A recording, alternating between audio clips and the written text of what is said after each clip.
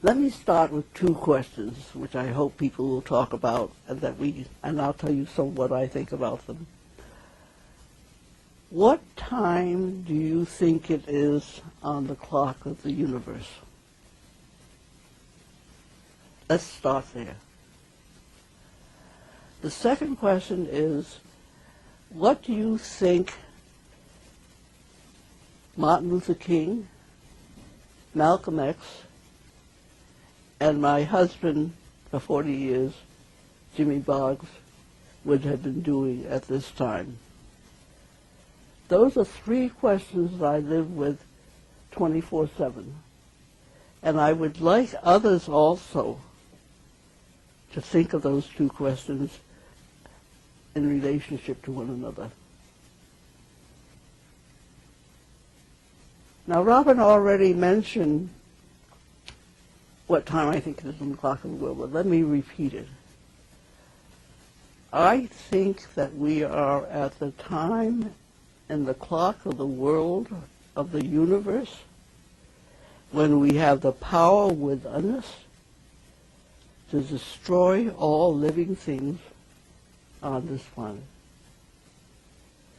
But we also have the power within us to create the world anew. And that, I think, is what each of us needs to live with 24/7. How do we deal, what choice do we make at this unprecedented time in the history of the universe? 65 million years ago, the dinosaurs were wiped out by an external cause. People think it was a meteor. It was through no fault of their own. The dinosaurs had not been consuming to the point that it was endangering the planet. They had not turned themselves into guts. They had not become militarists. I mean, they were kind of violent, but they had not become militarists and materialists. So it was an external cause. Now it's an internal cause. Now it is something for which we are responsible. And how to grapple with that responsibility, how to set that responsibility, is something we have to live with every day and we have to accept. Just think about that for a moment. The other question I wanted to ask you, and ask you to consider, what do you think Martin Luther King Jr. would be doing at this time? What do you think Malcolm would be doing at this time?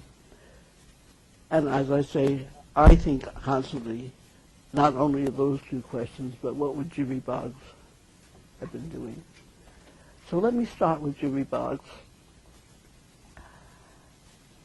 I came to Detroit 50 years ago, not 50, 55 years ago, and shortly thereafter married Jimmy Boggs, who was born in Marion Junction, Alabama, a town where there were more cows than people. He came to work in industry and worked on the line at Chrysler at the beginning of World War II, and worked there for 28 years. And what he did was, during those years, he watched the working class expand like crazy during World War II, and then steadily shrink with the introduction of what they called automation at that time, but which we now call high tech. And he watched human beings disappearing from the line and being replaced by robots. And he recognized, having been raised in an agricultural community, that we were facing a transition in society as huge as that from hunting and gathering 11,000 years ago to agriculture, and from agriculture to industry only a few hundred years ago, and that we had to begin thinking differently about society. We now talk about post-industrial society very freely. But what would human beings do when they were not needed for work and for labor to produce? That's the question we now face. What will become of human beings if they do not advance to another stage of human responsibility when they are no longer needed to produce goods? And so we see millions of young people being incarcerated because there's no longer any use for them. And we haven't thought enough seriously about that.